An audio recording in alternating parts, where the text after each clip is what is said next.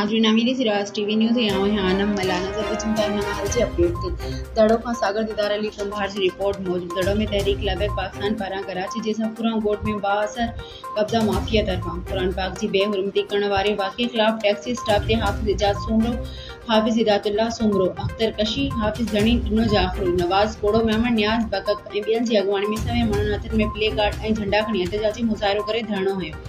उन मौके ते TLP जे अॻुवाणनि ख़िताब कंदे चयो त कराची जैसा पूरा गोट में शरपसंद कब्जा माफिया तरफा घर ते कब्जे दौरान कुरान पाक जी बेहुरमती करण वारे वाक़े सॼे मुस्लिम उम्मा जो कन शर्म खां झुकाए छॾियो आहे। हिननि चयो त हुकूमत जी सरपरस्ती में थियल कलाम पाक ते हमलो कंहिं बि सूरत में बर्दाश्त न कंदासीं। ही असां मुस्लमाननि जी ईमान ऐं अक़ीदे ते वार आहे। हिननि मुतालबो कयो त सफूरा गोट में कलाम पाक जी बेहुरमती जो फौरन नोटिस वठी मुलविस जवादर खे गिरफ़्तार कयो वञे। ॿी सूरत में एहतजाज तहरीक खे वधीक वसी कयो वेंदो।